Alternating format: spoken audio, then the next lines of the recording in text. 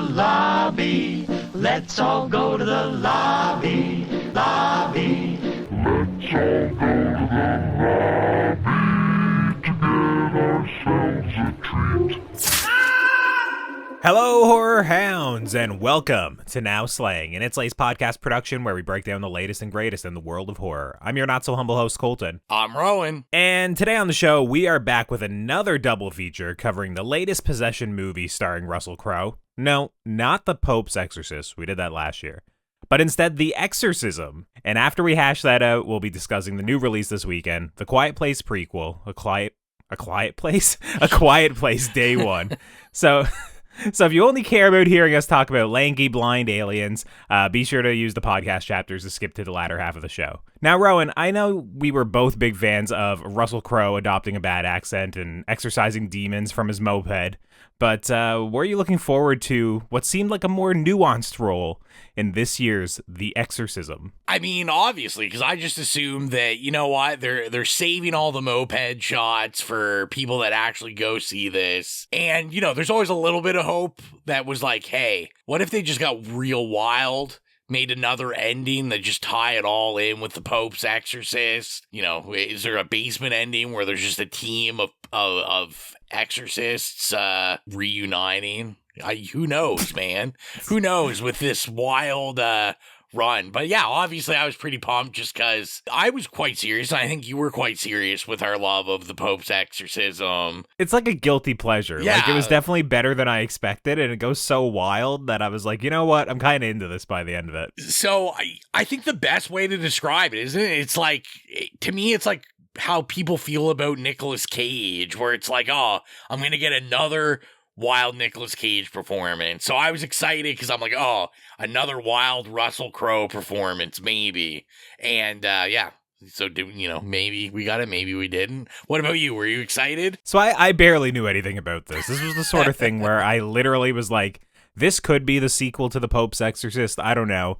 I thought he would be in this, like, doing like another bad, like, you know, Italian accent or Latin accent the entire time. And just from the poster, like, I don't know, the trailer was probably on. It's some sort of movie I watched, and I definitely didn't pay attention to it.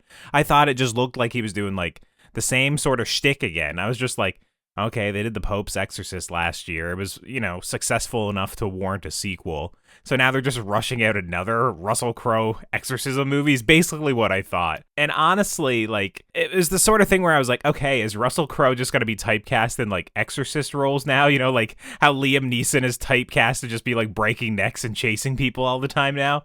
So, like, there was a morbid curiosity to this, but, like, I'd be lying if I was, like, looking forward to watching it, especially like after how busy I've been just to like get off work after like a 12-hour day and be like, all right, you know what I gotta do? It's time to go to the theater and watch The Exorcism. So was this just another cheap exorcism flick? Well, before we get into that, let's throw it on over to the trailer. Forgive me, Father, for I have sinned. What's with the stage? Have you forgotten what kind of movie we're making? Action! Everything's cursed. How did I get out of here? You're blacking out again. This is something else. He's not worth saving, and you know it.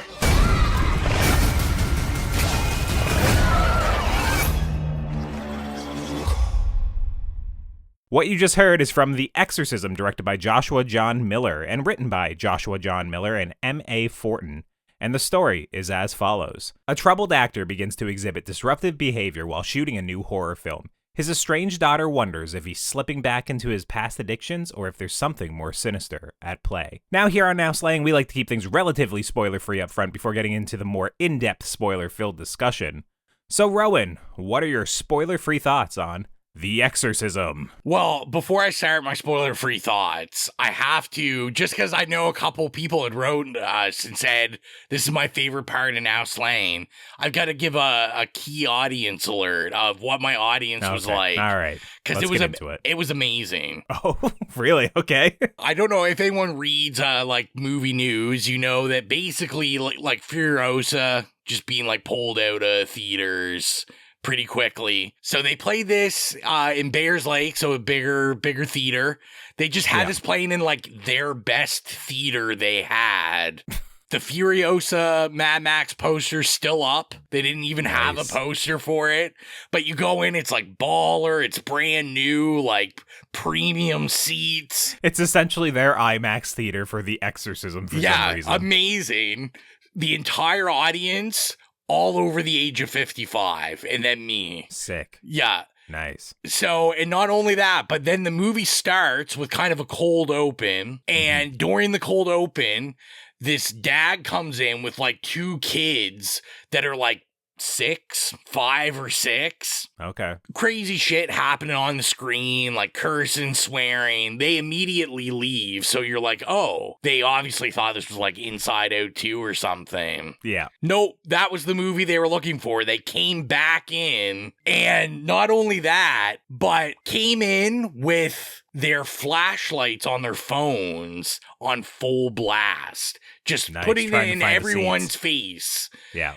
And then sat directly in front of me and then annoyed me for the rest. Like, the kids were just on phones the entire time. Just on their For You page, scrolling TikTok. Yeah. The dad, like, I don't know what he had going on, but he was like doing yoga stretches in front of me and fucking just wild shit. So just great. Nice. But there was actually quite a few people there. Exorcism, big business. So, listeners might notice that this one's coming out a little bit later than usual. Like, The Exorcism, I didn't mention the release date, but it came out last weekend, and usually on the show, we try and review things the weekend it came out. So I didn't get to see this until, I think it was Thursday evening, like 2 nights ago. And, that's a week after this came out. So it was like me and like 5 people in the theater, and it was the smallest theater, and I still felt like there was a chasm between me and the people next to me. Like, they were still like 10 seats away. That's like awesome. off to the left and like a couple rows back. So yeah, it was not a sold out crowd by no means for this one for me. But yeah, so I mean, into my spoiler-free discussions with this is, I don't know, like I think this was a great start. I don't know.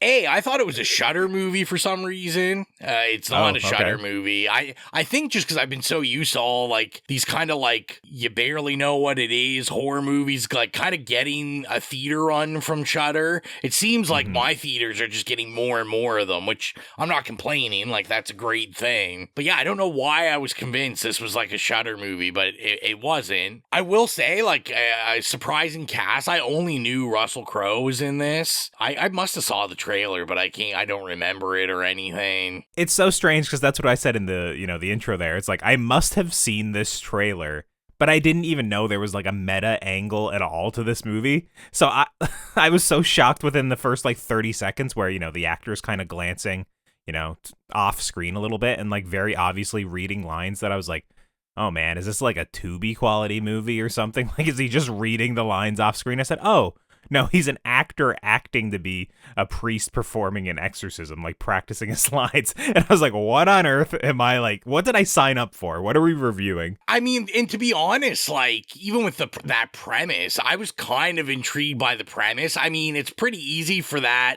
to go bad and just to go super corny. But It is. there's always that hope that you're like, oh, maybe this will be good.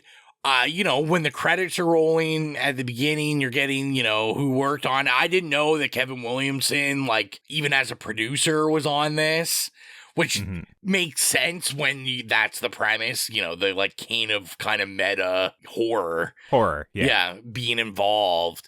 But yeah, like, I was just kind of, Russell Crowe and Ryan Simpkins, who was in all those Fear Streets. That's pretty much all I really know her from. Well, what's funny is I know her brother, Ty Simpkins, from like a load of different movies, and when I was looking at her, I was like, man, I feel like I've seen this girl in so many movies, but I can't think of a single one.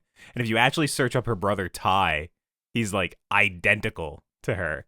And I think maybe is Ty like, was he like the Insidious kid or something? Ty Simpkins? I feel like he may have I been. feel like he was attached to one of those. He's the main kid, like on Insidious, like I just Googled it just to be sure. Nice. He's the main kid on like the Insidious poster, and then Insidious 2, and he's the one who comes back in like the red door. He's also in like Jurassic World. He's the kind of like the kid in the whale. He's in all these movies that like as soon as I saw this girl, I was like, wait, is that Ty Simpkins? I was just like, I was so like confused for a moment. So I recognized not her, but I recognized Ty Simpkins through her. Yeah, I just thought it was like a pretty impressive cast. Like, obviously, Mr. Avatar himself, Sam Worthington. Of course. Because everyone recognizes him when they see him. They're like, oh, that's definitely the guy from Avatar. Wait, is that the guy from Clash of the Titans and Wrath of the Titans, I've never seen any of those. The biggest Hollywood movie star? But I mean, like, Chloe Bailey, who is, like, part of a big, like, R&B group. Haley is obviously the more popular Bailey that played The Little Mermaid in the remake. Yeah. But to me, I was most excited about David Hyde Pierce, which I feel like the old people loved in my theater, who is from Frasier, plays the brother of Frasier, which is like one of the biggest 90s sitcoms, like next to Seinfeld. Oh, okay. He's like the religious consultant in this movie. He's the other priest. And he's like notoriously not in things since Frasier. I was pretty impressed with that. And Adam Goldberg. I don't know if I ever talked about it, but Dazed and Confused, one of my all-time movies, and Adam Goldberg, one of my favorite parts of that. But I was just like, man, this horror movie, I'm getting to a point, I promise. My point was, like, this movie that we don't really know what's going on. I barely know if I saw the trailer. I know it's on the list for Now Slain. And I'm like, it's actually kind of like this killer cast of people that I was kind of surprised. Like, even though a lot of these guys don't work that much, I'm like, how did this tiny movie, how were they able to afford this? Because Russell Crowe, after the Pope's exorcism, I know his price went up. So I have the explanation for that, actually. I do want to know. So they started filming this movie in 2019. Oh, so they wow. filmed it, basically it wrapped production in December of 2019. And then they needed some pickups, but they couldn't get the pickups due to COVID. So literally it got delayed, their pickup shots, until 2023. And that's when they were able to get the pickup shots. So actually, maybe it's just a happy accident that Russell Crowe was in 2 exorcism movies like within a year. But it really works to this one's advantage because, as I've been kind of dancing around, this movie is like weirdly meta to like an insane degree that like I didn't know at all when I was coming into this movie. Like I said, I was confused by the priest reading lines off camera at the beginning, and then I was like, oh wait, this is like a set. Like, we're watching him practice his role. And then it's like, oh, Russell Crowe is talking about, like, almost like directly to the camera, like, like in a confessional style, like, confessing his shortcomings about how he's been an alcoholic and how he's been, like, unfaithful to his wife, and about how he's been a deadbeat father and all this sort of shit, and about how his career has, like, gone into shambles because of his actions. And I'm like, wait, is he just, like... Is it just Russell Crowe? Like, did they just put a camera on Russell Crowe? And then the movie is dealing with that as well, where it's like the director, is like beating him down to try and get the performance out of him and shit. And then it's also like the movie being called The Exorcism, very thinly veiled The Exorcist that they're recording, which is also known to be kind of like this cursed production, where there's all these like Hollywood legends of like, oh, Linda Blair was actually possessed, in order to perform this and that sort of shit. So it's just this bizarre ass movie that I thought it was going to be like another Pope's Exorcist with a silly accent, just like, I don't know, over in Italy somewhere. And then it's like, no, it's just incredibly meta and strange. And that immediately like pulled me in. And I was like, oh, this is really interesting for a good like 20 or 30 minutes. And then I will say it starts to reveal far too much and it gets way too hammy and kind of too stupid. And then from then on out, I was pretty much out of it. But it was weird because I thought the movie felt very technically competent and pretty good, for like 20 or 30 minutes. Bloodless, and the couple of scares that there is just like whatever. But I was like, okay, there's something here that like I felt like with a really good script, or like if we really wanted to delve into the trauma, we could have got something that was, a little bit more, even keeled rather than what we got in the end. It feels like it almost has a few too many ideas, and I don't know if they really executed any of them well. Which I like in the end, which was this aspect to it where it was just like, was this like studio meddling? Was this just like an example of taking 4 years to try and make a movie, that, Yeah. was filmed most of it like 3 years previous. And then you're trying to like not repeat beats from The Pope's Exorcist or, from other movies that are popular at the time and all this sort of thing. It was just, it's a weird ass movie, dude. Like, I will say I was pretty bored at a certain point, and I was more so thinking about like, where should have they went with this? I was more like getting disappointed by like them not going in interesting directions to me and just kind of taking like the most basic approach that they could with this sort of material. But I was definitely grabbed in the beginning. Like, I was like, I 100% agree. Like, I was very intrigued, and overall, like, I think with this, it's this weird case where, like, I thought the horror of the movie, like, didn't overly work, but, Yeah. like, I did like a lot of like the drama and like that kind of like raw story going on. But yeah, like you said, like it's just a lot of, it's a lot of like very basic safe jump scares. They give you like, sadly, they pretty much beat by beat give you what you'd expect from like a possession movie, like from start to finish, even though in that 30 minutes they try to make you believe like this is going to be something like you've never seen. This idea is so out there. You're going on a ride. And then I'm like, no, this kind of just seems like a 2000s possession movie. 100%. If it was Wilder, I think this would have worked. Like, I just think this would have worked really well if they had just gone out in left field. Because I didn't even really notice until after I saw it, and it didn't really even click with me that, like, Joshua John Miller, like, I actually really liked he wrote The Final Girls, which makes sense that this would have came, they started working on this a couple years ago, because The Final Girls is also older, and The Final Girls, and also very meta movie about a girl whose mom was a final girl in a horror movie and died, and her getting revenge and going inside of a slasher movie. And yeah, it was a while since I've seen it, so I can't really remember all the beats of it, but to me, that movie was like, I remember liking it. A meta premise, but like they took some wild turns that make it like, oh shit, this is just a crazy ride. Where, like, yeah, I think at times this just took itself way too serious. So for me, it's weird that I agree with you that if it went larger and more wild and gonzo, it would have worked. But it would have also worked if it just tried to go like the smaller, more insular character narrative as well. You have to pick a lane, and this is what happens where you got to be kind of stunned to not see even from like the setup of what this movie of where it's going. If they would have just picked a lane of like, hey, he's an alcoholic, he's relapsing, he's failing at his job or failing as a father and all that.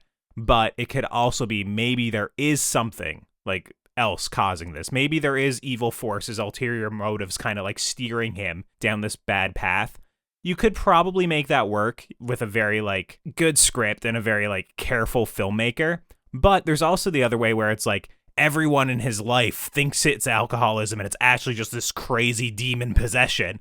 The movie tries to do both. Yeah. And it's it doesn't, like, that's what I'm saying. It doesn't execute either way very well, and it winds up feeling just really cheap and really silly. I think a lot of the time it's like, I don't know, he'll be like chugging back a 2-6 of Jack Daniels, and then all of a sudden his eyes will get all black, and he'll have the raccoon eyes and it'll look like evil for a moment. I'm just like, what is going on? Like, this is so different than the first like 20 minutes of the movie. And like, once again, not that like the first 20 minutes of the movie was like incredible, like elevated horror or something, but it was just a little bit more subdued and had this kernel of an idea that I was like, oh, I understand how this got funded. Now, there is just a whole lack of like film set authenticity in this movie. As someone who works in the industry, it was driving me crazy. Like, as I was watching it, there's things now when I watch movies about movies, I'm like hypersensitive to see like what departments are here. How are they showing that movies are made?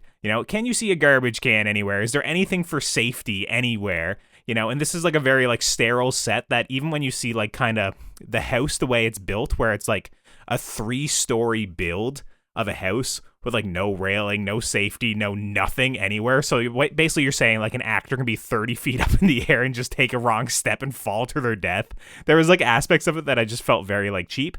And maybe, maybe there are sets built like that, and I just haven't worked on them. But when I was watching it just from like an occupational health and safety standpoint, as a nerd, I was just like, bro, This makes no sense. It would have been cooler if it was a little bit more authentic and, whatever happens, a force pushes them right out through the safety railing and blasts them out or something, you know. It would have been, I don't know, when I was watching it, I was just like, do they even know what a PA is in this movie? Because, you know, Ryan Simpkins plays a PA and she doesn't like put a headset on until like, I don't know, 3 or 4 or 5 days on set. You know, she's not doing anything. So there was just aspects to it when I was watching it that I was just like, obviously they've been on film sets. They're making a movie, but I also don't know why movies don't make the filmmaking process at all realistic. I don't understand. It's a very strange thing. That's a minor gripe, but like when I was watching it was something that just irked me. I'm sure the union just loved hiring the actor's troubled daughter as a PA without any union dues, any training, just comes in, just takes one of the jobs. You know, that's cool. That's just takes the job and then becomes immediately best friends with essentially Linda Blair. You know, which is like, not saying it's impossible, especially like if your father's, you know, the other famous actor. But like that was kind of a little bit strange to me. Then it was also strange to me that the first AD is the one that comes down and like greets him and like brings him to his trailer and stuff. And like literally there's a job called trailer AD, and it is their job to like meet the actors and bring them to their trailer. You know, it's usually like a PA or a fourth AD. So when I was watching this, I was just like, all these little things are just literally to like introduce characters, but they add these levels of artifice to the movie when a movie is already like full of artifice. That it's just, it's like these there's like levels upon levels upon levels for this movie where it just gets so convoluted and it stops being clever and just kind of starts being irritating, and then eventually is just kind of like tiresome like as you get further into it. And I'm leaving out a very big meta layer that I'll keep just for right at the beginning of the spoiler discussion, just in case you don't know like some details behind like the director and whatnot of this movie and how that impacts the plot. But there's like an extra level of meta-ness after this movie that is just like also wild, that I'm just like, it's almost like far too clever in a way, but also executed far too stupidly. That it is just like, I don't know. There was something that could have been great here, but I don't know if that's what we saw. I also thought, like, I was thinking after watching it, like, I'm very curious, just I guess why this kind of got chosen as like a theater release rather than a direct to streaming kind of thing. Like, it almost seemed to me like this was meant to go directly to streaming, and then they were just like, fuck it, let's put it in the theater. It's a horror movie. Maybe we'll make some money. You know, we got the biggest star in the world, Russell Crowe. So yeah, I agree. I think essentially what happened here is this got cut or stuck in production hell. Like, once again, where it really needed reshoots, probably needed to be tweaked a little bit, and it just got stuck for like 3 or 4 years. To where it was the sort of thing where they're like, let's just dump this on streaming and be done with it. But then probably right after they were done the reshoots was when The Pope's Exorcist released, and they were like, hey, this made a little bit of money, enough to warrant a sequel. Maybe we can kind of capitalize off this and, you know, get a little bit of cash as well, was kind of the vibe I got from this.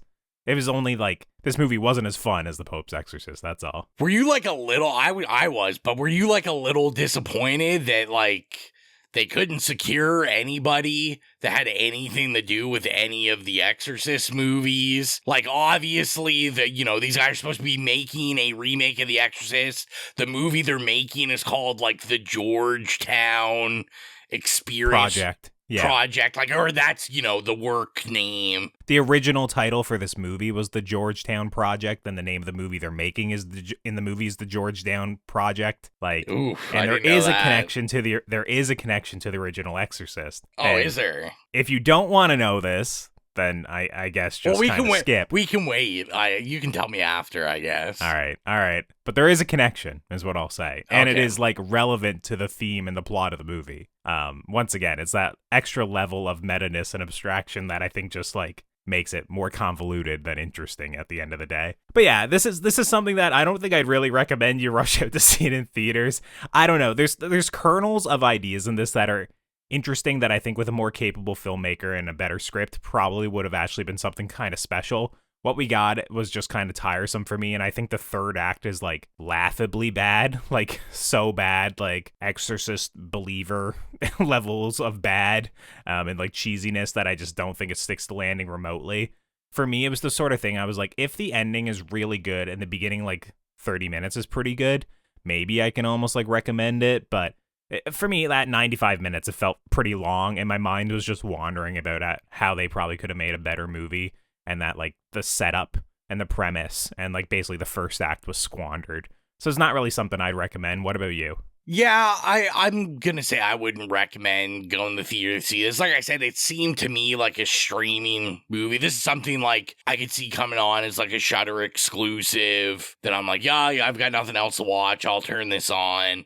And it's just, you know, I don't think it's worth the money you're going to spend on food and all that kind of stuff. Because, like you said it best, like, there's these kernel of ideas that I really like, but I just don't think the overall finished product really suffices a theater visit. Spend a quarter of the money and just rent The Pope's Exorcist, and you'll probably have a better time, I would say. I would say go to your nearest movie dealer and just purchase it, hard copy. And you need that thing in UHD. That's right. Release the 4K cut. That's what we're doing around here. So it looks like neither of us are recommending to go check this one out in theaters. And with that, I think it's time to cut to the spoiler discussion for The Exorcism. We are now in our spoiler discussion for The Exorcism, so if you've not seen The Exorcism, it's time to tune out and come back once you've seen the movie, or keep listening if you simply don't care. And Rowan, usually I let you start this off, but I've just been, like, wanting to spill the beans on this, and I'm hoping some listeners have at least come this far just to hear what I want to say. So this movie is written and directed by the son of the guy who played Father Karras in the original Exorcist. The movie is like basically framed to a certain degree from the child of somebody watching play, you know, a famous exorcist in a movie that's basically The Exorcist. So there's this extra level of meta-ness where it's like, maybe this movie is even semi-autobiographical to a certain degree. I was like, I didn't know that when I was watching the movie, but also when I found out afterwards, I don't know if that did much to me or for me, but it was strange, to say the least. I thought it was pretty weird. I don't know if you knew that, but I feel like I had read it. Now that you say it, I feel like I read it before I went and saw it, and then I totally forgot. But that makes a lot of sense, because I was kind of trying to figure out who he was, because like I said, I recognized the Final Girls, and him and his partner had written that. And then I saw, like, he was an actor in Near Dark, or not Near Dark, he was an actor in Halloween 3. Oh, okay. But, like, he's been in, like, actually, I think he might also been in Near Dark. But, like, he was literally in, like, all these, like, kind of 80s horror movies, and I'm like, oh, this is weird. Like, what kind of connection does he have as this kid in horror movies? And now it all makes sense. No, it makes sense. Yeah, his dad just vouched for him. You know, it was a nepo hire, probably. Yeah, as much as we complain, of course, it's, you know, all us horror fans that are like, yeah, let's get the kids of you know, other horror actors in all our movies, because that's a fun time. But yeah, no, the connection all makes sense now. It all makes sense. Yeah, it's just like there's so much meta-ness to this movie, and almost like on the verge of fourth wall breaking, of just like Russell Crowe bearing his soul to you, that when I saw, like, okay, the director wrote and directed this, and it's a, you know, it's not from the point of view of the child, and I think if the movie was from the point of view of the child, it'd probably be a stronger movie. But obviously there is some level of truth to this, of like his own experience, right? Of like his father rehearsing the rite of exorcism, you know, maybe struggling with alcohol, you know, having this, you know, all-consuming role on this very large horror movie, right? Like, It's just, I don't know. It was something that when I read it, I was just kind of like, huh. And that's about it. Well, I was going to say, like, I think it's kind of a shame, because to me, you know, I thought Crowe's, like, dramatic performance in it was pretty good, just for the fact, like you said, like, it's almost, you know, comically meta, because this is kind of, you know, how I think at least the public envisions Russell Crowe is, like, this drunk and, you know, just kind of some wild times enjoying celebrity life. And that's kind of why he's not really, like, you know, in the biggest blockbusters now or anything. So, like, I thought that stuff really worked. But unfortunately, like you said, you know, once he gets the eyes going, the black eyes, yeah, then you're like, oh, geez. Yeah, basically with that, I just think committing to the possession explanation like too early in the movie just diffused all of the tension that it could have had.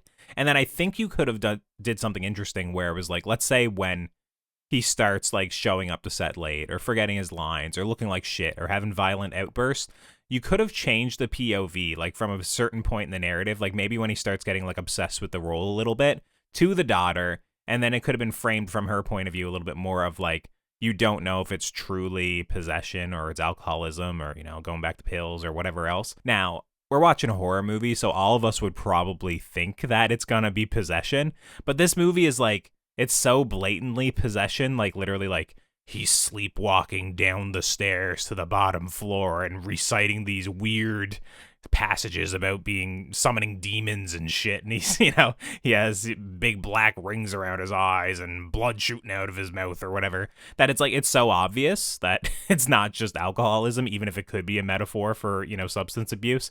It was just something for me that I was like, I wish it was a little bit more subtle. Yeah. It doesn't even try to lure you in and like make you think it's alcoholism. I don't think. It just literally right away is like, yo, it's possession. And then you're just watching it and it's like, doesn't really break any new ground for possession. It's basically just like hits all the familiar beats that we've seen 100 times since literally, I don't know, these movies were all the rage in like the mid 2000s onward, right? For probably about a decade. Yeah, well, and, you know, to me, it hits those 2000 beats, but less of the horror beat. Like, oh, yeah, nowhere near as extreme as those movies even, but like, it's just at least like 2000s, they got wild. Like this one, you know, we get like a kill at the beginning. Even people get knocked off. Like, other than Sam Worthington going through, you know, a mirror or whatever, yeah, his eyes getting gouged out by a mirror, like, this is pretty tame, really. And I was just like kind of taken aback by that. Because like I said, I was hoping they were going to go wild or something. And I mean, the real big scene to talk about this one is just the shit show of like the final boss finale. It's so bad that like I have like 2 notes for it. It just says ending sucked. That's it. That's all I got. It was so bad that I couldn't believe what I was watching. And the thing is like this movie also has this kernel of like trauma with him in his childhood of like obviously being you know, sexually assaulted, molested by like a priest in his life. So there's also like this reconciliation of like him having to embody kind of like this evil thing, this evil vocation, like this, you know, aspect of trauma from his childhood and having trying to kind of like get into its skin to give this performance that I was like a better movie would have made much more of like a meal out of that as well. Yeah. But in this one, it's only like quick snippets and we all know what happened. It's pretty obvious, but like the movie never really reconciles with it other than like the demonic presence right at the end being transferred from him to like the priest on set who's like the religious consultant to then like basically the demonic force be embodied in him so he can perform his rite of exorcism that he's been practicing for the movie and basically give a really good performance of it. But then also like his daughter can chime in and then like Linda Blair essentially can chime in as well because she knows it from reading the script. And it's like all 3 of them saying it at the same time. And it just, it was so cheesy and awful that like, it just reminded me of The Exorcist Believer where like, you know, there's the 4 or 5 different people all doing it at the end and, you know, trying to exorcise a demon in their own way. And then the guy like catching on fire and getting launched through the air is just like, it goes so far off the rails that like I couldn't believe what I was watching. It's literally like, in my opinion, if you take like scenes from probably the first 10-15 minutes of the movie and be like, oh yeah, by the way, this is where it winds up, you would literally be like, these are like vastly different movies. Oh yeah. This is like an insular character study where Russell Crowe is bearing his soul to like Russell Crowe basically doing schlock, you know, like screaming at a flaming priest, right? It's just and like everything's so blue. awful. They're in this like cold room for the shoot. It just looked terrible. And it's not, you could tell it's not an actual cold room or like refrigerated set either because like there's no like breath in the air. There's nothing. It's just like, it's half-assed as well. That I was like, we all have heard stories of obviously sets being built in refrigeration areas and whatnot. I think The Thing did a lot of that, if I'm not mistaken. It was a common thing back in the day just to get people's breath in the air, obviously. Now they just do it with shitty CGI and it never looks right. But it was the sort of thing when I was watching, I was like, Okay, so they go so far to basically say, look, we got the exorcism set built in the cold room so we can kind of show like the change of, you know, the temperature and stuff when obviously the demon's coming out or whatever. But they don't commit to it, and you can tell they never actually built the set in a cold room. So it's just this whole half-assed finale that I thought was just almost unbearable. It was literally like laughably bad. Like it wasn't at all emotionally resonating for me. And it's like, realistically, you have a character who's dealing with, you know, childhood molestation, basically rebonding with his daughter, you know, trying to like have her forgive him for like his, you know, shortcomings as a father. You have him dealing with his alcoholism, and then you also have him actually being able to remember his lines and give a good performance and maybe have some semblance of a career going forward. And to me, it's like, none of those points land. They're all just mishandled. Like, they don't even manage one of them. So it was just like, it was such a poor finale that I was just so like annoyed by it. Yeah, I 100% agree. I was kind of curious about, you know, we briefly like hinted at it that there, you know, there's a death at the beginning of this movie, kind of like a cold open of, yeah, you know, a stagehand or someone, or is it the actor or someone? It's the actor who is playing the priest. Sorry, because he dies, right, and then Anthony winds up getting the role purely because he wouldn't have been the first choice. But then they're like, hey, there's something scarier with this set. We're looking for a very, you know, particular vibe, and you have it. But like, did you find like that kind of cold open worked for you? Like, because at first I was intrigued by it, like, especially, you know, I was thinking, you know, obviously I was going back to, you know, Hereditary and all these movies where I think there's been a couple movies we've been like, oh, everyone's on this like miniature kick. We talked about it on Stream Screams with creep shows, used it a couple times. But I was like, okay, this is kind of interesting because instead of a miniature, we're like in a set house that is built inside a room. So like, this is an interesting kind of location perspective to look at. But then like, this is where I got worried right away. It was just like you said, like, to me, I wasn't paying attention to the safety precautions that would be there. Which, to be fair, is like a stupid thing to be paying attention to. But it's just as someone who has spent hundreds of days in a set now, inside of a hangar with sets built in them, is just something where it's like, is there any authenticity to this at all when I'm watching it? And it's more like, for me, it's like, why don't you bother? Because we all know there's an actual functioning set behind the camera here. Like, why don't you just let them see the set to a certain degree? Anyways. But I just thought, like, it kind of, that cold open just, like, ending with a whimper, because, you know, he gets, like, kind of thrown off of it by this, you know, malevolent force. But I was just like, the impact, I thought, just wasn't there. And I was like, ugh. Like, this is kind of like a cheesy scare. It's red, like, half a mile away. And then, like, it doesn't really have any effect. Because it just kind of, like, fades out anyway. You don't really see anything. Yeah, it's a very much a PG-13 kill where, like, you can kind of see, like, I don't know, the cuff around his neck or tightening, and then, you know, he just falls, I believe, or whatever. It's just... This movie would slap in 2007. Like, this would be just a killer. They're like, this is the greatest possession movie made so far. Yeah, it was the sort of thing where all those beats, we just keep mentioning, like, the mid-2000s and, like, how it would have been different back then. For me, like, the point that was, like, the most apparent was, like, with all the, like, body contorting stuff when, like, Russell Crowe is possessed on set and he can't, like, utter the name of Jesus Christ, essentially, to, like, give his lines, because, you know, that's a common trope, obviously, with possession, where, like, anything to do with, you know, biblical, you know, with God or whateverness or whatever, they just can't deal with it, right? So it's like he sucks out his lines, then, you know, the director comes up and just like tears them apart, which it's just like, this is like one of the worst directors I've ever seen in a movie, but whatever. Comes up and like tears them apart, and, you know, Russell Crowe just storms off, but he's also possessed, so he makes all the lights turn off, then he like flips backwards, and then he teleports across, starts smashing his head off the table. And I cannot watch someone smash their head off a table now without immediately thinking of Talk to Me and about how horrifying that beat was in that movie, and how I like almost felt sick to my stomach seeing it happen. And then you're watching it in this, and it's just like comical. It's just like, there's no blood, there's no bruising, there's no nothing. It's also poorly handled. That it's like, I kind of wish it was made in the mid 2000s, because then at least it would have been extreme. It would have had like hostile DNA in it or something. It probably would have been really twisted and messed up. We But would have what got one of was those definitely not that. sick DVD covers that said unrated on it. The We get unrated version. Yeah. Never seen before.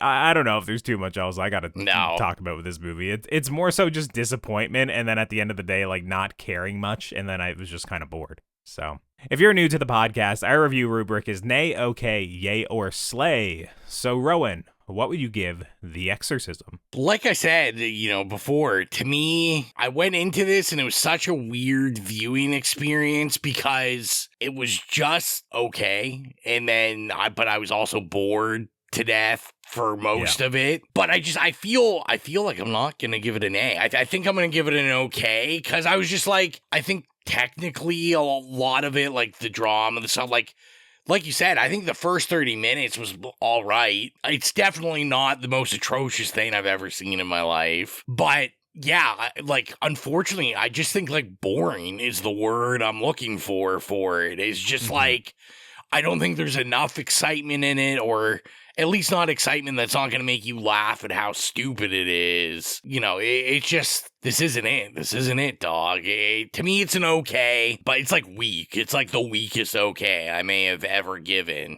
Because I really did find, I was only 40 minutes into this, and I'm like, Jesus, how long have I been sitting here? Agreed. This seems to just be going on, and then I'm looking, I'm like, oh no, it's only been 40 minutes. I have at least another half hour of this. So yeah, I mean, I just think you can do better if you're gonna watch a possession movie or something about Exorcist. It's called The Pope's Exorcist. There's mopeds in it. There's bad Italian accents in it. I mean, really, I would have just preferred to talk about The Pope's Exorcist again and had a good time. What about you? What would you rate this? Yeah, obviously I'm very disappointed by this, but it's also I had no expectations going in. It's more the movie was good enough for 20 minutes that it was enough that it made my mind wonder about what it could have been. I was in.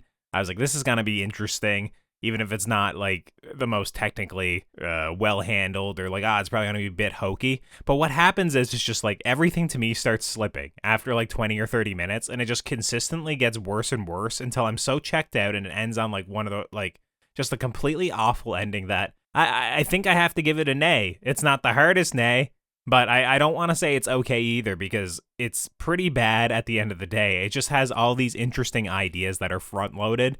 And to me, it's having the ideas but not executing on it isn't really enough, I don't think, to warrant people to seek this out. But I do think with you giving it an okay and me giving it an A, it'll probably wind up shaking out on Letterboxd what it should be. But it's just, I'm not gonna get there. It's an A from me, not an A with prejudice or anything. But yeah, just go watch The Pope's Exorcist instead, or watch a better movie than either of these, which we've reviewed probably half a dozen or more this year already. So yeah, it's an A from me. And with that, I think it's about time we shut up about Russell Crowe and move on to our second film of the day, A Quiet Place, Day 1. Rowan, were you looking forward to this one? Not really.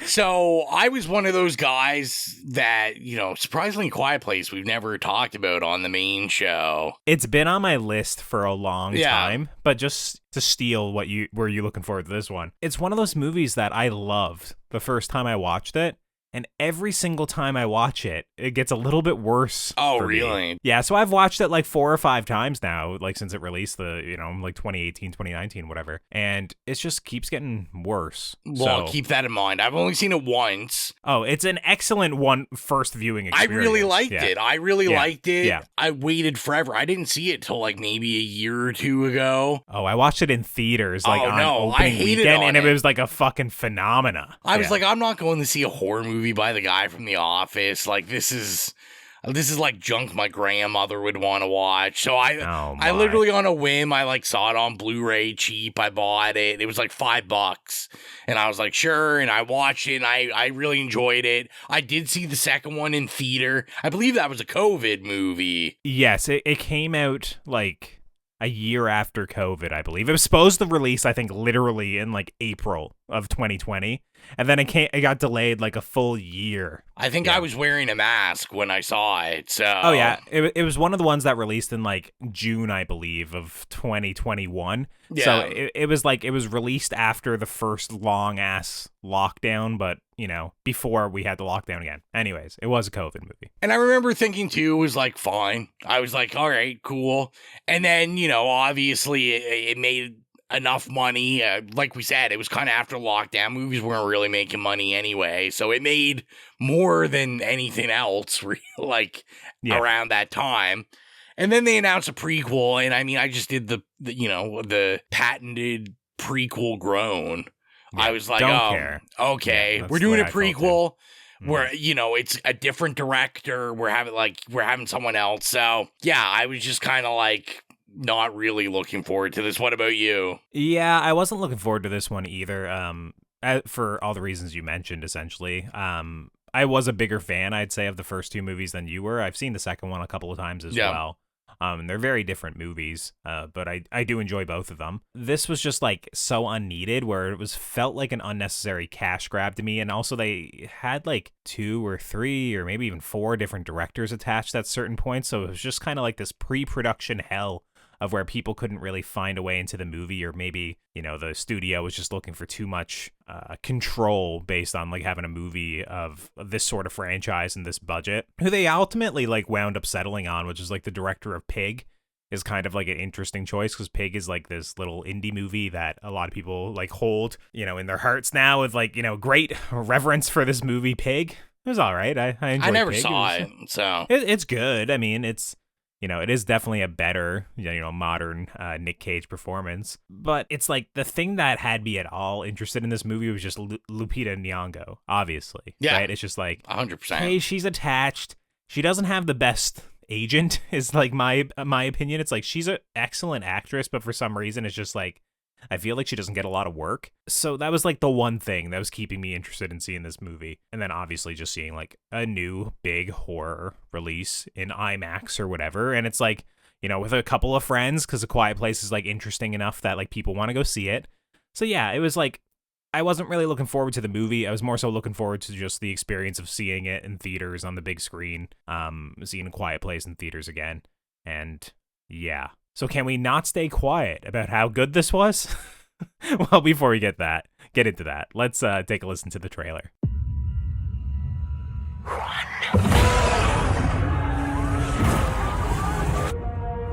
We have to get out of the city.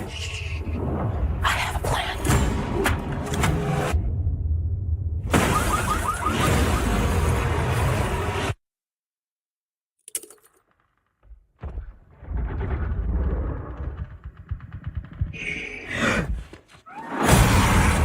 A Quiet Place, Day 1, rated PG-13. Get tickets now. What you just heard is from A Quiet Place Day 1, written and directed by Michael Sarnowski. And the story is as follows. As New York City is invaded by aliens who hunt by sound, a woman named Sammy fights to survive. Now, here on Now Slaying, we like to keep things relatively spoiler-free up front before getting into the more in-depth spoiler-filled discussion. So, Rowan, what are your spoiler-free thoughts on A Quiet Place Day 1? Well, I mean, obviously, I saw your little Letterboxd review, and I'm gonna agree. Big cat movie energy in this one. Oh my god, it's like probably one of the most egregious cat movies I've ever seen. So I will say, if you're like me, you're like a cat owner, cat lover, this movie, I don't know if it's for you, because the entire movie, I didn't care about aliens. I didn't care about people crying or if they were giving a good performance. All I thought about was the fact that there's no way in this situation in the film that this cat would do any of these things. I was just like, I have yet to meet a cat this well trained. It is the most well-behaved cat in cinematic history, I believe. Even if Lupita Nyong'o has to drag it through some of the scenes, which is kind of funny if you're watching, about how like the cat just wants to walk on the wrong side of her and she's kind of dragging it off to the, the camera right or whatever. Or like they're exiting a building and it's just like it doesn't want to come, so she just kind of yanks it and like carries it a little bit. It's just like, it's definitely pretty goofy in that respect. But yeah, you go see this in IMAX, you'll get no fewer than like 100 shots of the cat and him being like, I don't know, 30 feet tall, taking up most of the IMAX Fuck screen. yeah. Just like I should have so much cat. Yeah, So I much should have cat. went. I just thought about all the times, like, I mean, I only saw her feed the cat, like, once.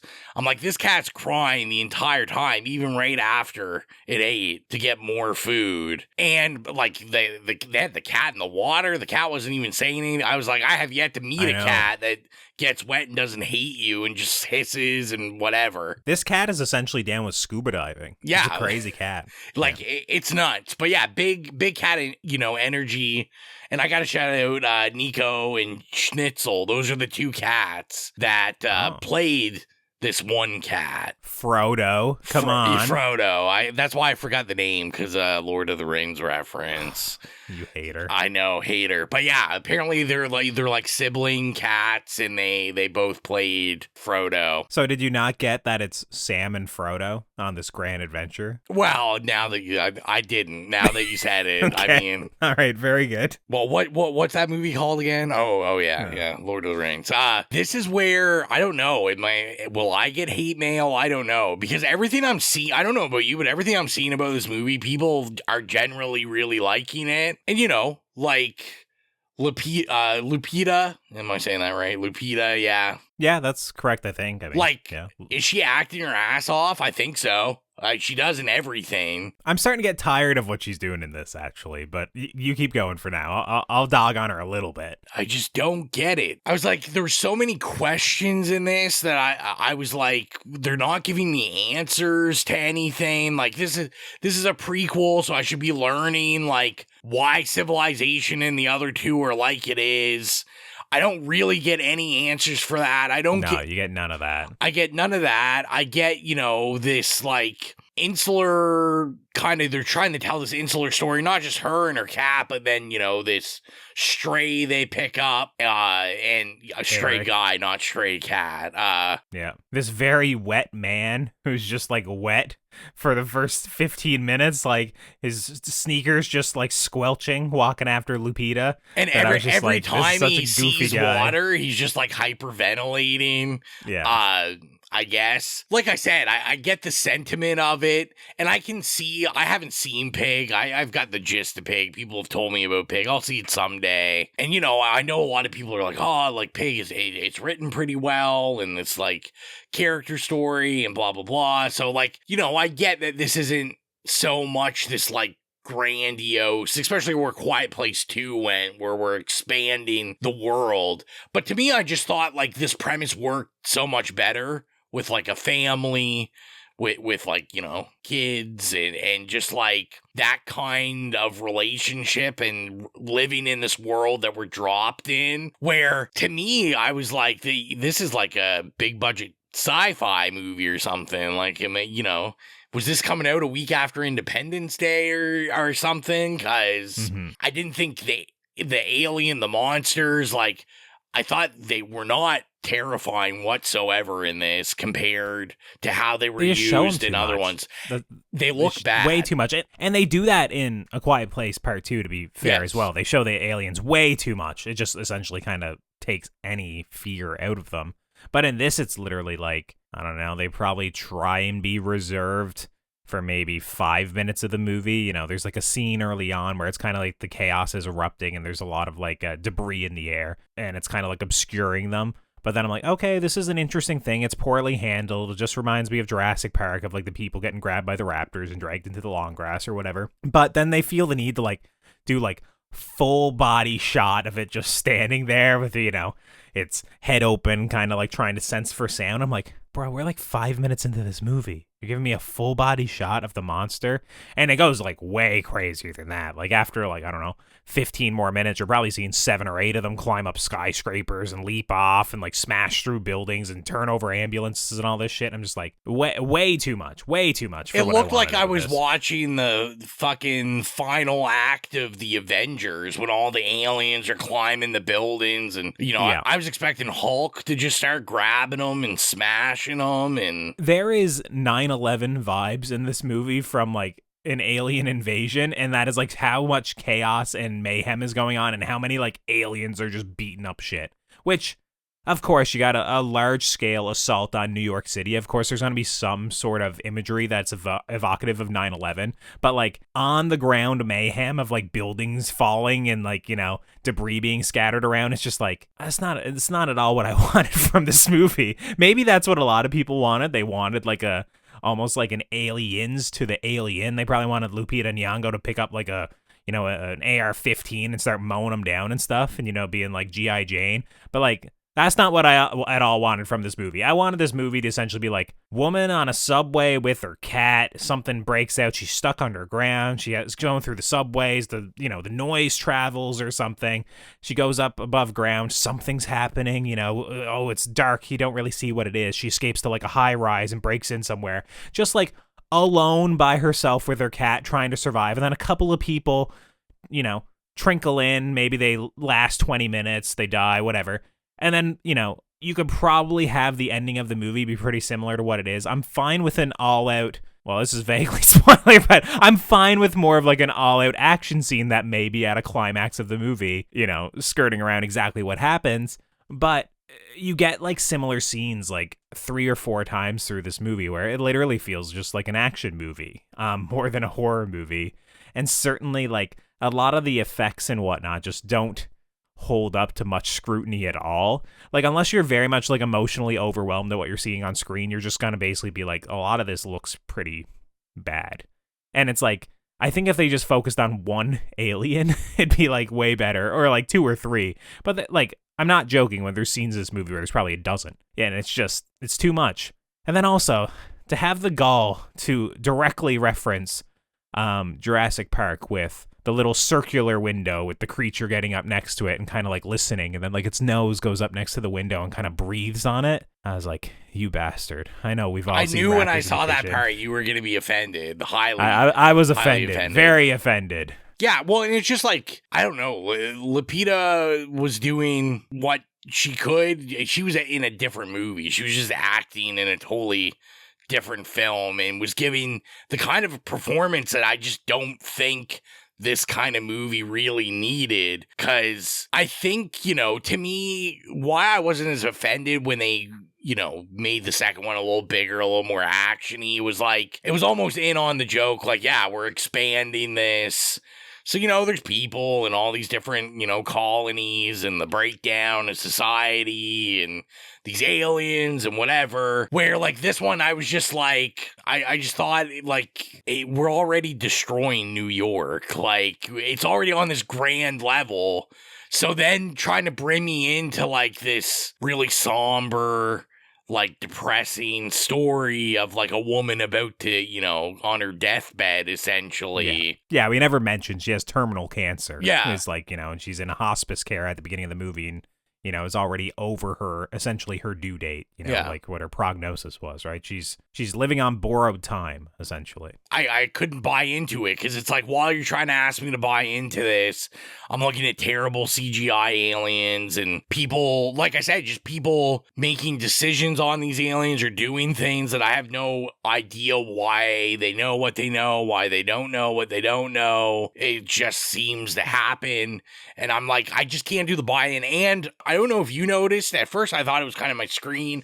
I just thought the color grading on this was ugly. Like, I was just like, New York to me looked ugly. There was like a weird kind of filter going on in a lot of it. It wasn't just like dust. It was like when the dust settles, I was just like, this is like it's just like not a visually pleasant look. And it's not like, it seemed like it was purposeful to be like, oh, this will disgust you. Like, I was just like, this seemed like someone that just like didn't really hit the color grading on this properly. Yeah, for me, the opening shot where it's kind of like an aerial view of New York City, and it's saying like the average sound in New York City is 90 decibels, and it's kind of like ominous ... and it's like, you know, the average volume of a human scream or something, right? And I was like, okay, that's an interesting little note. But I did notice in that specific shot that it looked really like kind of grayish and washed out, but like kind of like, you know, how like some people like Zack Snyder's color grading.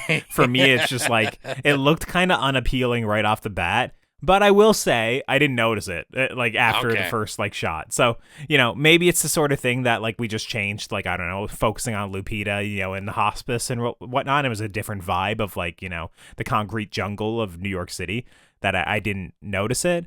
But I wouldn't be surprised if it was just present and I was kind of just focused on Lupita. Because what I will say is the insular character work for me actually did work in this movie. I said I'm going to make people angry. I already know. I think the strongest points of this movie is actually building up towards the third act. I think all of the shit and probably the first hour of this movie, I could take it or leave it. I think it's all kind of mixed, mediocre, alien action nonsense that I would have just much preferred. Her by herself in a city, I Am Legend vibes I would have preferred more than anything. Or very like on the ground chaotic nature of almost like something like Cloverfield or like the beginning of the Last of Us TV show when shit's hitting the fan and like Joel and Sarah are in the shit, like they're in the thick of it. But they make a choice where essentially she gets knocked unconscious, loses a certain amount of time, and when she awakes, basically everyone knows like the creatures hunt on sound, a bunch of cities have fallen, the National Guard has moved in and basically isolated, isolated New York and all this stuff. And it's like, okay, we missed a lot of interesting little beats if we wanted explanations for the world. So for me, it's like, all I have to hang on to is the character stuff. It's like, we're not getting any lore, and I don't really care for that stuff too. But like you were saying, you would have liked some explanation of how some of these revelations occurred or how the world got to where it was. I was like, how do they know they run on sound? Like, this is pretty quick. Like, they're like, oh, we already know. And to be fair, it's a movie called A Quiet Place Day One. Yeah. You're going in with the right expectations. It's just when I go to the movie, I'm like, oh, I care more about Lupita Nyong'o and her cat just wandering to get a slice of pizza, which, spoiler, that winds up being kind of like the emotional like through point of the movie is just she wants to go get a slice of pizza. And it's very goofy, but it winds up being like these really small stakes of like she just wants to see if she can get a slice in New York City. And that may or may not work for you. You're here for probably an alien creature mayhem, action movie essentially. But I was like, hey, I kind of like where that all goes and how it all is summed up. I thought was pretty well done. What I will say is Lupita in this movie, of course she's great. She's always great in basically everything I've seen. She is doing her us thing in this movie where it's kind of like when she's playing the creepy version where she got her eyes really wide and there's just like these tears falling out of her eyes. There's a lot of moments in this movie where she has to obviously react to like something horrific happen in front of her. And she does that face and like that sort of performance, like no joke, probably on like 6 or 7 times in this movie. And what I will say, it felt a little bit played out as I was watching it. She's still good. And obviously like, she's like, I can't take her eyes off her. She has like she's just very interesting and engaging in these scenes. It's just like she does kind of do the same thing over and over again in this movie. Like when she's reacting to, people she knows getting mowed down or, chaos as like a person in the crowd. For me, it winds up being like a lot of this is kind of rushed to get through it.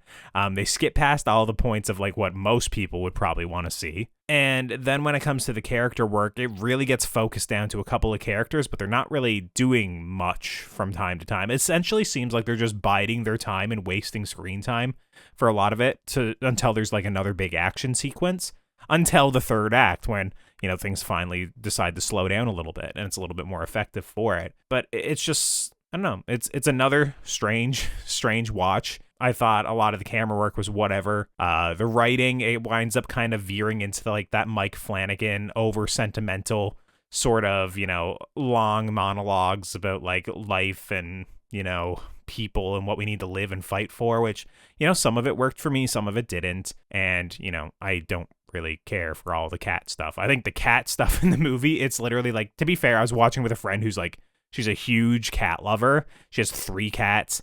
Like, so she was just like enthralled every single time a cat was on screen, being like, oh, or, sort of how cute. And I was just like, man, that's like, I don't know, 70% of this movie. Like, so it was just like, it was a little bit much. What I will say is probably one of the most egregious is probably too harsh of a term, but it's like, I don't like how fast and loose this movie plays with sound, where it's just like, okay, I understand that, like, maybe if a generator's going off, the people in this world might not understand that, hey, the generator is actually allowing you it's drowning out the smaller sounds around the generator. So you can talk or you can do other things if a generator's going off. It might actually be beneficial if a car alarm's going off nearby, or if a generator's going off, or if there's heavy rainfall, you know? But it's also like, hey, over the sound of, like, let's say a car siren, like the monsters will pick up like someone like kicking a rock.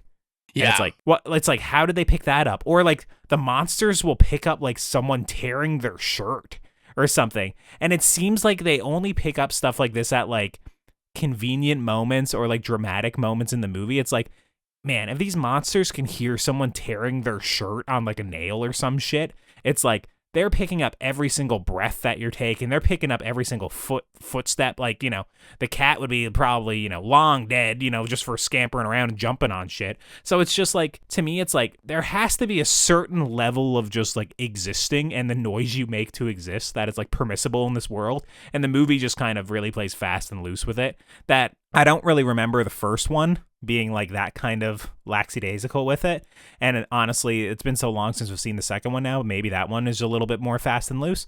But it's like this one to me, when I was watching it, I was just like, I find it hard to get like worked up and tense about like how quiet they're being, because there's moments where they're almost just living as usual, just chatting and whatnot. Yeah. And there's moments when it's like, oh, we have to, you know, we can't even breathe, you know, we can't, you know, our stomach can't growl or the monster will hear us, you know, that it's just like, it's almost like a little bit too silly. That I don't know, it was just like kind of irksome for me as I was watching it. Yeah, and you know, I think I was just a little disappointed because I've said many times about other stuff we've talked about, like, to me, one of the scariest things in movies to me is like the breakdown of society and just like people just fucking not following morale, like morals or morals or just anything. And to me, I was kind of hoping for that, where I was like, okay, like, we know this becomes like a lived in universe and world that we're presented in these movies. So like, and we know from the second one, like anything, you know, like Walking Dead or anything that's like this kind of thing, like, we're the real monsters, Rowan. Yeah, of course. But like, yeah. To me, I thought we were going to, like, see some of that, where I was like, okay, especially in the thick of it, like, people are trying to survive, like, at the beginning, and, you know, what are people willing to sacrifice, not sacrifice to do, which also, you know, gives you, like, you know, there's so many people that died in this, and I'm like, oh, well, you know, she could have just been like, hey, be quieter, and then she's like, no, just let this go.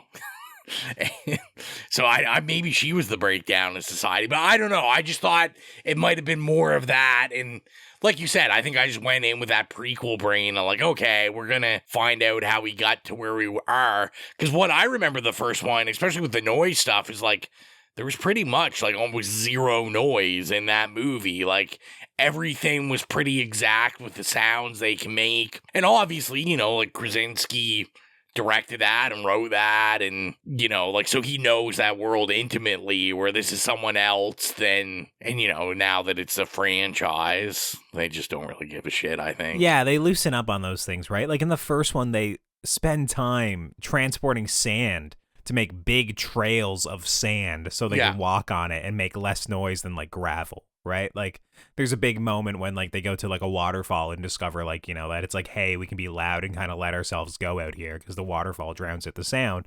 You know, the climax of the movie culminates around like a fireworks show, right, to like obscure that like his wife is giving birth. There's all these aspects to it where like sound is like so perfectly used in that first movie and so carefully used, and it is so quiet also because oftentimes in that movie we take, you know, the view of like the hearing impaired, right, with the main girl, the daughter, that it's so well done, like when you put the camera kind of in her point of view, right, and you see it from her point of view and like how quiet the world is to her, that it's like, it's just also like perfectly done, that when I see it in this where it's like inconsistent, it like hurts a little bit more. It's like, of course the sound design is good, and of course it's mixed at a higher level to make you really notice when someone stubs their toe or something, but it's like, it's not as effective when the movie isn't like playing by the rules that like at least the first one had. I can't remember if the second one had it quite as well, but the first one in particular I thought was just like excellent at that.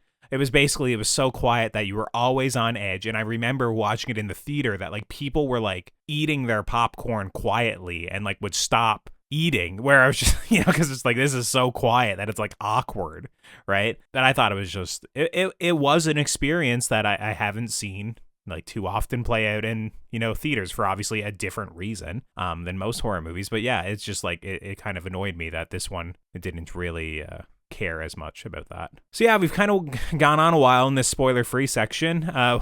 I'd probably recommend going to see this. Maybe if you've seen the other ones, probably go ahead and see it.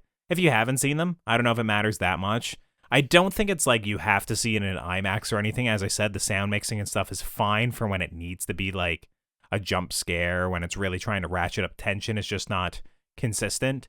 And I don't know, maybe on a larger screen it helps you buy in a little bit more with like some of the performances and whatnot, or maybe like the emotional stakes of the world. But it's not like a slam dunk or anything. I don't know. It's fine if you probably rent it as well. I don't know. It's kind of like, I want to see A Quiet Place Part 3, I think. So maybe go and give this money so we can get that. I don't know. What about you? Yeah, I mean, so I'm going to kind of go the opposite. To me, I was like, I don't think you need to see this. I don't know if I would recommend it. I would recommend it if you think it's worth the money just to watch The Cat, which I do. So then I kind of do recommend it. I'm happy I paid my money. Nico and Schnitzel, hopefully you get more work. Loving all the Cat stuff. But I mean, yeah, I don't know. I think me personally, and I don't know, maybe Marvel or something's just trained me badly with the MCU or something. But to me, like, yeah, I think I'm more interested in like a 3 where we're continuing on with the original story more so than I was seeing a prequel. So yeah, I'm just not going to recommend it. So I'd lightly recommend it. Rowan wouldn't recommend rushing out to see it in theaters. And with that, I think it's time to cut to our spoiler discussion for A Quiet Place Day 1. We are now in our spoiler discussion for A Quiet Place Day 1. So if you've not seen A Quiet Place Day 1, it's time to tune out and come back once you've seen the movie, or keep listening if you simply don't care. Rowan, I pretty much almost spoiled the ending of this movie when I was dancing around it there, just kind of rambling on. But is there anything you want to get into in the spoiler-filled section? Is there anything you need to chat about? I do want to talk about the ending where where it ended, okay. And I audibly in the theater just said, "Oh, fuck you." Terrible last half second of this movie for sure. Like, disrespectful is probably what I would say if I'm being honest. I'll be honest. So my biggest issue was, we finally, because obviously, we see this iPod, so, we see how important kind of, she got her headphones in all the time, the music, and then we get like the needle drop finally in this, and that was my thing. I'm just letting you know, I don't know who helped with the music, but Feel Good Nina Simone, like the most overused song in film and television of like the last 10 years. Oh, and then the other one early in the movie is like My Way or something, isn't it? Yeah, it's just also very overplayed, but anyways. I was just like, are we serious? Like, to me, as a music guy, I was just like, this is ridiculous. Like, I expected her, if she's listening to Nina Simone and she's like a jazz head, I'm like, she's listening to like some deep cuts at least. Like, she's not listening to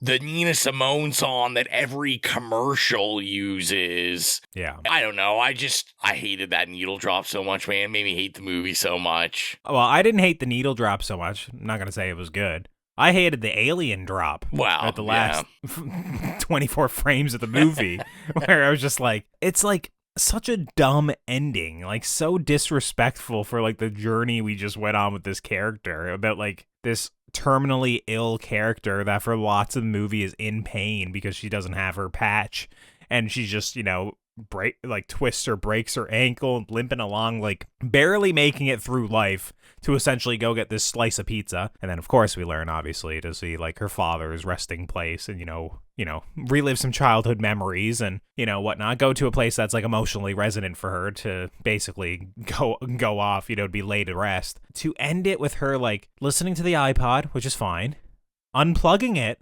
which is fine because anyone with half a brain knows what that's going to do in the Quiet Place universe for her to like unplug it and have the music blaring instead. But to actually show like the monster drop behind her and essentially cut right before it like rips her in half or something is just like, what are you doing?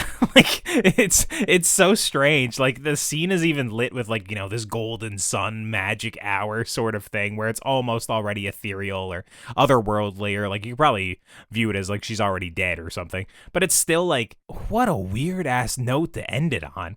And I understand horror movies lots of time when you're watching a slasher, it'll end like, oh, the heroine's in the bed and then Jason jumps out behind her and like stabs her and then it ends. But it's like, this is a movie where this woman's dying of cancer for most of it. Like, it's just like, it's so like disrespectful in my opinion to end it with essentially this alien dropping out of the sky to just massacre her right at the end of the movie. Very bizarre choice. Yeah, and I've got to follow up to say I've nothing like against feeling good Nina Simone. I love Nina Simone. I'm just saying maybe a deep cut, maybe something a little not overused. So don't come at me. I love Nina Simone just as much as the next guy. Yeah, I mean, really, see, my real issue for this, for like spoilers, I thought about when I saw this. I was like, I don't know what there is to spoil. I mean, like, essentially, if you saw a trailer for this or even knew the premise and you knew what the other movies were, you kind of knew what was going to happen.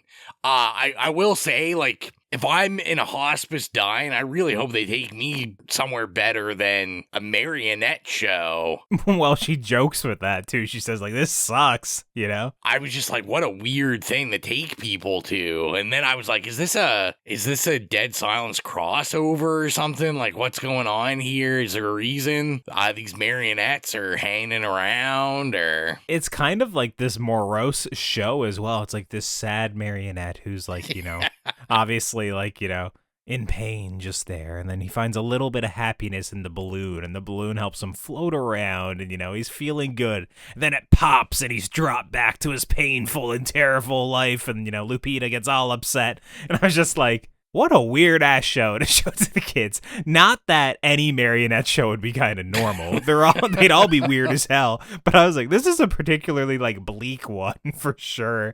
Especially to be like watching it through the eyes of, you know, a woman who's on, you know, living her last days. I was just like, this sucks. What an awful choice. Were you worried about the cat for the movie? Because I feel like a lot of people watching this movie, they're probably like, okay, Lupita's probably going to die by the end of the movie, right? That's why you set up this, you know, terminal cancer angle, that like she's going to have a moment in this movie where she's at peace, she's accepted it. And whether it's the aliens that take her out or her own accord, or if her time just runs out, there will probably be like some reconciliation for her. But were you expecting the cat to die? Were you on the edge of your seat? I will say that's the one thing where I thought they built some tension. I was really worried, man, because I was like, this cat at the beginning, this is like, I was actually like, even though it didn't happen, they didn't kill the cat. I was like already offended at the beginning where I'm like, holy shit, they're going to take this blockbuster popcorn movie and kill a cat? I'm like, that's like pretty ballsy.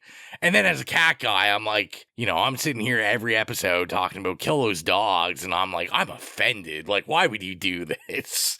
Why would you do this to me, guys? It was funny when I was watching it. I was like, once again, forgetting that this is by the Pig director, who's very like sentimental. He has a whole movie about, you know, Nick Cage losing his prized truffle pig, and you think it's going to be like this bloody revenge movie, but it winds up just being like Nick Cage explaining to people about how much this pig means to him and about how just this hole in his life is now that this pig is gone. It's a very different movie than what you're expecting. So if I would have like remembered that as I was watching it, I would have known like, oh, he's not going to end on like a bleak moment of like the cat dying and her dying, right? Like he's going to end on, there's going to be some hope in this world. It was just the sort of thing as I was watching, I was like, man, they are building this up so good. And I had like the Rowan moment where I was like sadistic, where I was like, they've been building this up for the last hour and 20 minutes, and that cat is going to get eviscerated here in the third act, and it's going to be insane, you know? The whole theater is going to be crying, you know, is what I was thinking. But yeah, the cat lives. And what I will say, it is a pretty good moment with the cat living as well. And I'm not a cat guy, but I did like how it all played out near the end.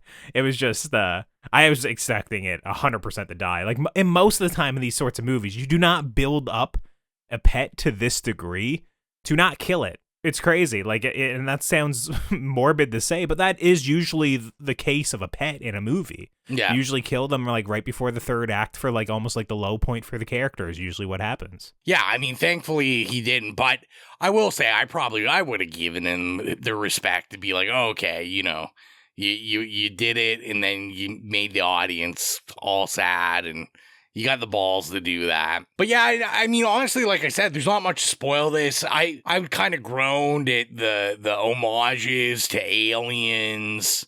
You know, we get like when there's they're a weird section with the eggs or sacks or whatever that. What was going on there? Well, and this was kind of my thing. Like, I saw the eggs and I said, okay, well, this makes sense because we know the world's populated with these things, but they never actually show us that, like, anything comes out of these eggs. Yeah, there's not, like, a baby in there. Yeah. And they seem to be, like, kind of, like, eating it or at least taking, like, the membrane off or something. I don't know. It was strange.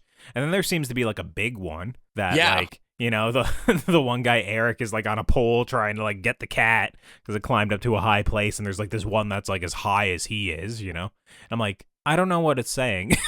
I don't know what we're supposed to take away from it. Like I said, there was definitely a couple of homages like that from Alien, and then from Aliens when they're in the subway tunnel in the water. And like, I mean, they basically do a shot-for-shot remake of the promo posters for Aliens, because one of them is Ripley like holding the kid in the water, like underground or under that spinning Ferris wheel water collector in the second Aliens. You know, they basically recreate that with her holding the cat, and like the monster is like on the ceiling above her, rather than behind her in the water with the tail coming out. Yeah, it's very close to it. Definitely an homage. Yeah, but even like that scene, that's another scene where like that could have worked. I mean, subways, as someone that's been in New York City subway systems, they're creepy anyway. Yeah. But the alien looked like shit. Like, it looked like utter shit in that scene. And I was like, well, this is just taking me out of it. Like, all the shots of it just, like, running on the ceiling and then kind of, like, you know, trying to swim away from it. I was just like, this looks terrible. Like, some of the worst green, like, I haven't seen green screen this bad in 10 years. Like, what's going on here? We can de-age, I don't know, Harrison Ford and whoever else we want to de-age in a movie, but we can't put an alien on a ceiling. I don't know what's going on. A dimly lit ceiling as well. I didn't think it looked absolutely terrible there, but I will say there was lots of moments in this movie I thought it looked pretty bad. For me, that scene, obviously Aliens, but also I find the Quiet Place movies owe a lot to The Last of Us, like the video games and the TV show now as well. And this sequence to me reminded me of a moment from The Last of Us 1 that actually didn't get adapted for the TV show. Which it's like near to the end, like after like the draft sequence and all that sort of thing. I guess spoilers for The Last of Us, you know. But there's a sequence where essentially it's like Joel and Ellie are going through the subway systems, and there's all this buildup in the video games that Ellie wants to learn how to play guitar, but also she can't swim. And in The Last of Us video game, you're constantly having to push her around on these like shitty pallets, like dumb puzzles, and it just kind of like wastes time. It's like environmental puzzles and a little bit of character banter back and forth. But there's a moment where essentially you're in a flooded subway tunnel and you fight a bunch of clickers, or you stealth your way through, and basically right before you're gonna get to like where the fireflies are in the hospital, essentially like one of those subway tunnels, they kind of flip over, or the trains flip over, and she gets stuck in the water, and it's kind of this big sequence where essentially they're getting sucked through the water in the flooded subway, and it kind of culminates in like crawling out, and Ellie's not breathing, and Joel is like freaking out, and then the Fedra or agents or the Fireflies like find him and knocks him out, and you don't know what happened to Ellie. This sequence in this movie, like basically where they're getting sucked into the subway, the flooded subways, and tumbling around, and they kind of get spit out, and they're kind of like crawling out, all that sort of thing. And I think Lupita is unconscious, and I think she gets woken up in the church, actually. I think he like resuscitates her. All that sort of thing. I was just like, once again, very similar to a beat in The Last of Us that's like ingrained in my head, but also a lot of A Quiet Place Part 2 repeats certain beats and certain like action sequences from The Last of Us Part 2 that I won't get into because the show is probably going to adapt them. But when I was watching them and I like had just played the video game, I was like, man, a lot of this is so similar. And especially when you're set in like kind of this post-apocalyptic world. where it's basically people are living in the apocalypse and it's all like green and overgrown and all this stuff. And there's a creature that hunts based on sound. It makes clicking noises, and all this stuff. It's like, it's very on the nose, and maybe it is just paying homage or like, respecting The Last of Us. But when I was watching this, I was like, it's another beat that's just very similar to The Last of Us, which is probably executed, better in that game than this movie. So for me, like, when she was like, I just want pizza. To be fair, I love pizza. I ordered it tonight after the movie. I had to get it just for Lapita. So I was thinking, like, does this work for me? Like, basically, the motivating factor of this movie is this woman wanting to go and get a piece of pizza. Obviously, there winds up being other reasons for it. And I disagree. I don't think New York does have the best pizza, but whatever. I understand, like, that's very much in their culture and their identity. And I didn't think I'd really be into it because I was kind of like, this is kind of silly. But I did like that, like, when the world's going to shit, the last thing on this woman's mind is just kind of like she wants to find, like, another touchstone of humanity. And then it winds up being, like, also, like, a callback, obviously, to her childhood and whatnot. I will say, like, weirdly enough, that third act of the movie where they kind of, like, make their way to Harlem and, like, they go to, like, the Patsy's Pizza place that, like, she used to visit as a kid, and she's kind of, telling him, like, some of her poetry about, how she's running out of time and, how her dad used to be a jazz pianist at this bar nearby and all this sort of stuff. It's all just a bunch of exposition. But for whatever reason, maybe it was the character performances, maybe it was that, like, these characters were, like, this weird grouping, this weird pair to kind of bump into each other anyways, that I don't know, it was weird. I found it endearing in a way that, like, sometimes Mike Flanagan does do it for me, where it's like, this is a little bit too saccharine, it's a little bit melodramatic, it's a little bit over the top, and, like, very rarely in life you ever have these sorts of conversations with people. But for whatever reason, it did work for me. And that ending sequence where she's literally like, you know what? I don't have anything left in the tank. I'm not going to make it. I'm going to give him my jacket. I'm going to give him my cat. And basically I'm going to make this, like, last stand where I'm going to go and, like, make a bunch of noise on the highway as the boat is leaving. So hopefully he can make it to the boat and I can draw the attention away. For whatever reason, that little sequence worked for me. I thought it was pretty good. I liked it. It's obviously, like, we all knew it was coming. It's not, like, surprising, but just the way it was orchestrated and kind of timed out in the way, like, he's rushing down the dock and all that stuff. It all worked for me. When he kicks a can and somehow that overpowers the 10 vehicles going off, that annoys me. But just, like, as a sequence, I thought it was pretty good. I enjoyed it. I don't know. Maybe I'm just crazy, or I was, like, too emotionally invested at that point in the movie. But I liked it. I thought that was a good sequence. I kind of wish she got the John Krasinski death, to tell you the truth. There from the first movie, where it's essentially like I took it into my own hands. Maybe it just would have been too similar, because I don't know how she kind of alerts all the creatures that bad and still gets away fine. But I don't know. I like that sequence. That's the one sequence in the movie that if I were to, like, if I would have been a consultant or, had some sort of pass on the movie would have been much smaller scale, would have been more on the ground, her kind of going through as, like, the city's falling apart, as also, like, her body and her emotional state is falling apart. And I would have allowed for one big action sequence sort of like that near the end of the movie. It would probably still, like, half the amount of monsters as we see, but it's like, it's fine to have that as, like, the climax of your movie, especially if it's emotionally resonant. The issue with that is that we've seen similar sequences probably 4 or 5 times throughout the rest of the movie, that it was kind of like the only reason that this was, like, different for me, or that it, resonated at all, or that I was interested, was just because it was close enough to the end of the movie that somebody could die. And it was also following, like, obviously this big, basically all this exposition and backstory for the characters that obviously you care about them a little bit more in this sequence. But also, once again, when people give that amount of exposition, it's usually because they're setting them up to die and you care a little bit more about them. So I was pleasantly surprised that he escaped by, the skin of his teeth with the cat in tow, and, made it to the ferry and stuff with Jamin Hansu, who's in, like, the second movie. I don't remember if this character's in the second movie. I don't remember either. Know. I feel like no, I don't think he is. Now we'll go back and watch part 2 and he won't be there, but the cat will be or something. Oh, shit. Yeah, I didn't even think about that. There'll probably be something like that if you went back and watched it. But yeah, for whatever reason, the ending of the movie worked for me. Not enough to, like, move me to tears, but I definitely felt like this feels like powerful for like what it was trying to do in the movie, you know, and then seeing her go back to, you know, the jazz club and kind of like, you know, cry over the picture of her and her dad and stuff like that. I was like, this is all nice. Is it maybe a little bit emotionally manipulative? Maybe it's the music. Maybe it's just, you know, how on the nose and that this character's a poet, so she had like some nice things to say.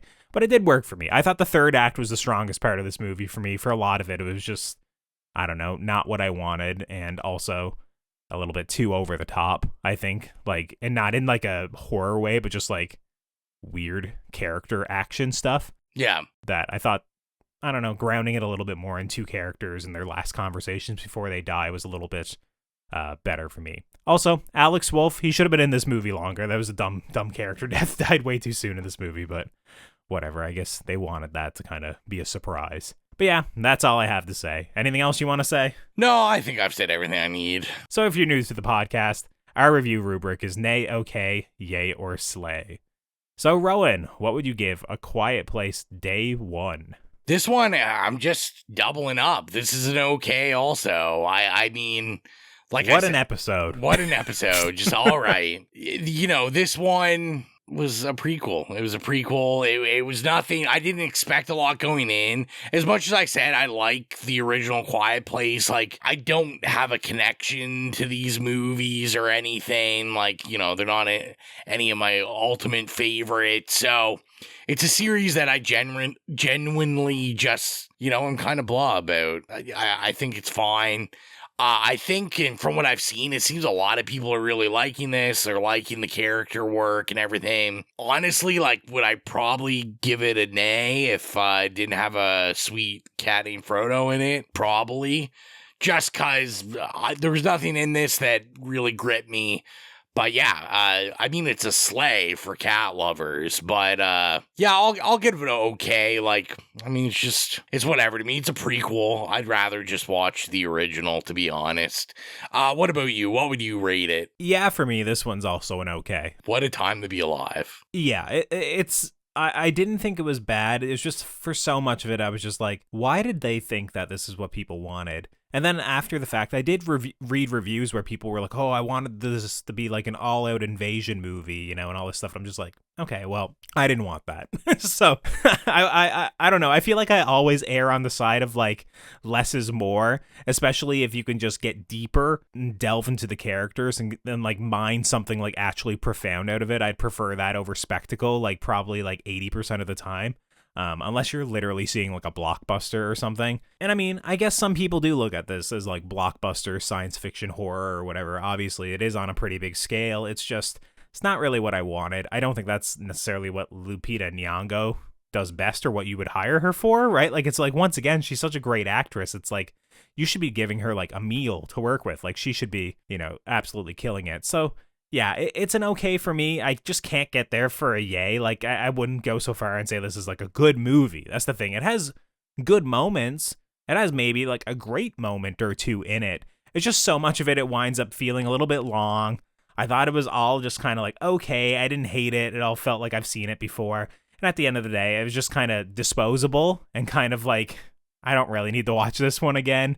And I never really got too much out of it, but I also didn't hate my time in the theater. What I will say is that we've been giving a lot of shit to prequels in this section, and The First Omen is one of my favorite movies of the year. Still. Banger. So not all prequels are bad, but I would say, you know, more often than not, they don't really kind of earn a place or like, you know, really answer the question of like why they should exist at all. And this one's more so one of those where I didn't hate it, but it's also like, I would have been fine if it just never came out and instead we were getting A Quiet Place Part 3 in a year, right? Like, I probably would have been more happy with that. Give us A Quiet Place directed by Arkasha Stevenson, and I'm down. Yeah, or A Quiet Place Day 1 directed by Arkasha Stevenson. She probably could have figured out, murdered it. You know, a better version of this. One, for sure. One of these aliens would be coming out of someone's vagina. It'd be magnificent. Absolutely, yeah. The head would kind of like spread out, and that's how they'd procreate. Like a little one would crawl out, you know, his hands would come out. Yeah. But yeah, it's like, realistically, they can't release A Quiet Place Part 3 yet because The Last of Us Part 3 isn't out yet, and they don't have any good ideas yet to take for the action scenes. So just throw out a little bit of shade. But yeah, if you've been listening to us this far and you don't follow us on our socials, we're basically everywhere at It's Lays Podcast. We're on Instagram, Facebook, Twitter, /your Letterboxd, Threads, Bluesky. If there's a social media, we're probably there at It's Lays Podcast. And if you want to help support the show financially, like our horror hounds, Holly, Nicholas, Patrick, Mark, Stephen, Joy, Dan, Brian, Trevor, and James, gain access to the Patreon, exclusive show Stream Screams, and get episodes of the main show 48 hours early, be sure to head on over to patreon.com/itslays podcast and choose whatever tier works best for you. Rowan, Feeling music? Good's not going on the playlist. Yeah, we never really even discussed music much with either of these movies other than, your hate of some of the needle drops here, but I don't know. There's nothing that's stood out There's here, nothing really that's standing out in either of these ones. But if you want to hear some music that does stand out from horror movies, go to the It Slays Podcast horrific playlist on Spotify. If you have any problems finding it, you can go to any of our social media that Colton just mentioned. Go into the bio, click the Linktree link. It'll take you directly there. We upload scores or licensed music from horror movies we review, horror movies we love, or just classic horror movies really in general. So, you know what? Go follow the playlist, see what we got uploaded. We upload it regularly, and get your spooky music on, because why the hell not? And next time on the show, it is something I'm excited about. It's a new A24 movie. I think, looking at the calendar, it's time for Maxine. Oh. Yeah, so, I can't believe it. I can't even believe it's this close. Yeah, it's only like a week away, so I don't know. I'm about to go into 12 days of working straight, so hopefully I can find time to watch Maxine next weekend and we can record an episode. If not, I might have to wait till the next week. We'll see. I gotta go see the We will talk about it at some point for sure. We gotta figure it out. Yeah, absolutely. And with that, I think that about wraps things up for this episode. So until next time, I'm Colton. I'm Rowan. And as long as you keep listening, we'll keep slaying.